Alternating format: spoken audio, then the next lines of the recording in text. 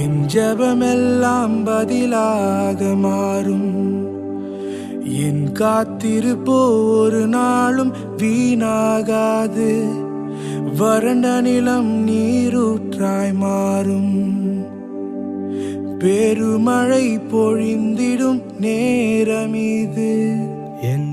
ஆண்டவராகிய இயேசு கிறிஸ்துவின் விலையேறப்பட்ட நாமத்தினாலே உங்கள் யாவருக்கும் என் அன்பின் ஸ்தோத்திரத்தை இந்த காலை வேளையில் உங்களுக்கு தெரியப்படுத்துகிறேன்.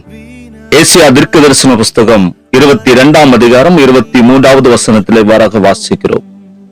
அவனை உறுதியான இடத்திலே ஆணியாக கடாவுவேன். அவன் தன் தகப்பன் வீட்டுக்கு மகிமையான சிங்காசனமாக இருப்பான் என்று சொல்லி நாம் அங்கே பார்க்கிறோம்.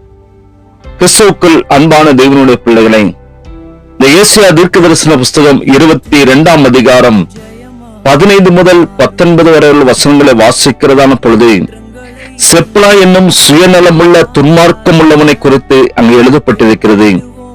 உன் நிலையை விட்டு துரத்தி விடுவேன், உன் ஸ்தானத்திலிருந்து நீ பிடுங்கி போடப்படுவாய் என்று அவனை குறித்து கர்த்தர் சொல்லுகிறார். இப்படித்தான் துன்மார்க்கமாய் ஜீவிக்கிறவருடைய முடிவு பிடுங்கி போடப்படும் சூழ்நிலைக்கு தள்ளப்படுவார்கள் என்று சொல்லி கர்த்தர் திருவுளம் பற்றுகிறார். மீண்டும் கீழுள்ள பகுதிகளை வாசிக்கிறதான பொழுது வசனம் 20 முதல் 25 வரை வசனங்களை வாசிக்கிறதான பொழுது எலியாக்கிம் என்னும் ஊழியக்காரனை குறித்து அங்கு நாம் பார்க்கிறோம். அவனை குறித்து கர்த்தர் சொல்லுகிறதான பொழுது, தாவீதுடைய வீட்டின் திறவுகளை உன் தோளின் மேல் வைப்பேன், ஒருவரும் பூட்டக்கூடாதபடிக்கு அவன் திறப்பான், ஒருவரும் திறக்கக்கூடாதபடிக்கு அவன் பூட்டுவான் என்று சொல்லி அவனை உறுதியான இடத்தில் ஆணியாக கடாவுவேன் என்று சொல்லி கர்த்தர் வாக்கு கொடுக்கிறதை குறித்து நாம் அங்கே பார்க்கிறோம்.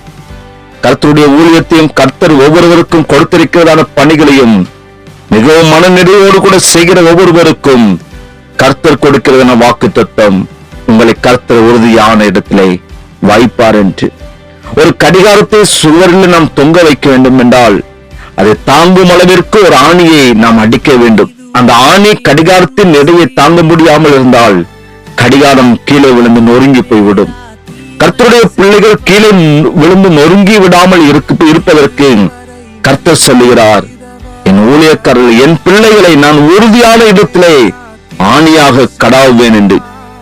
கண்பான தேவனுடைய பிள்ளைகளை, உங்கள் வாழ்க்கையில் கர்த்தர் உங்களுக்கு கொடுத்திருக்கிற ஊழியமானாலும் சரி, வேற எந்த காரியங்களானாலும் சரி, அதை மன நிறைவாய் செய்ய நம்ம தேவ சமூகத்தில் ஒப்பு கொடுக்க வேண்டும்.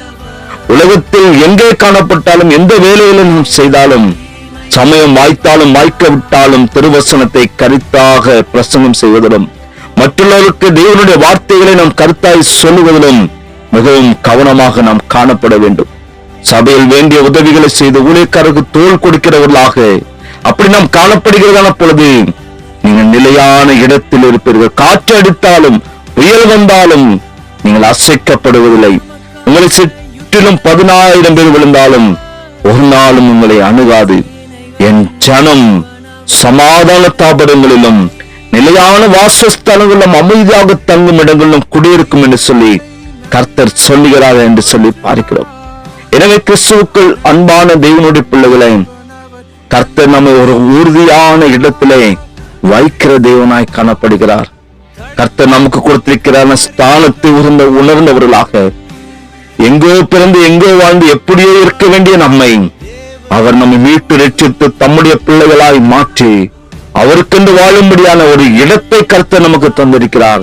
இந்த பாக்கியத்தை நினைத்தவர்களாக அவருடைய வருகை பரிந்தும் அவருக்கென்று உண்மை உத்தவமாய் வாழும்படியாக நம்மை தேவ சமூகத்திலே அர்ப்பணிப்போம். நாம் நிற்கிறதான அந்த நிலைப்பாடிலே விசுவாசத்திலே உறுதி கொண்டவர்களாக அவருடைய வருகையை எதிர்நோக்கி கொண்டு அவருக்கு பிரியமாய் வாழ்ந்து அவருக்கு ஜீவிக்கும்படியாக தேவ சமூகத்தை நம்மை அர்ப்பணிக்கலாம். தேவ கிருபையானது உங்கள் அனைவரோடு கொண்டு இருப்பதாக. ஆமென். ஜெபிக்கலாமா? பரிசுத்தமும் இரக்கம் நிறைந்த எங்கள் அன்பின் நல்ல தகப்பனே, ஆசீர்வதிக்கப்பட்ட இந்த காலை வேளைக்காய் ஸ்தோத்திரிக்கிற ஆண்டவரே, எங்கள் வாழ்க்கையில ஒரு உறுதியான இடத்துல வைக்கிற தேவன் ஒருவர் மாத்திரம். அப்படிப்பட்ட ஒரு நிலைப்பாடை எங்கள் வாழ்க்கையில் தந்திருக்கிறேன். அதற்காக நாங்கள் உமக்கு நன்றி செலுத்துகிறோம். பாவத்திலும் சாபத்திலும் இருந்து எங்களை மீட்டு ரட்சித்து உங்களுடைய பிள்ளைகளாய் மாற்றி ஆண்டவரே, உமக்கண்டு வாழும்படியான ஒரு நிலையான ஸ்தலத்தை எங்களுக்கு தந்த ஆண்டவரே, உம்மட்டு நீர் எங்களை வைத்து அழகு பார்க்கவே உமக்கு நன்றி செலுத்துகிறோம். நாங்கள் நிற்கிறதான இந்த ஆவிக்குரிய நிலையிலே உம்மை தரிசிக்கிறவர்களாக, உம்மை எப்பொழுதும் ஆண்டவரே உயர்த்தை காண்பிக்கிறவர்களாக, உம்முடைய சத்தியத்தை மറ്റുள்ளவர்களுக்கு சொல்லுகிறவர்களாக, உம்முடைய அன்பை பறைசாற்றுகிறவர்களாக தகப்பனே நீர் எங்களை எடுத்து பயன்படுத்துவீராக.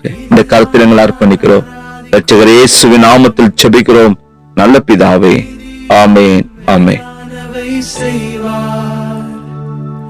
இதுதான் நான் ஆராதிக்கும் தேவன், இதிலும் மேலானவை செய்வார்.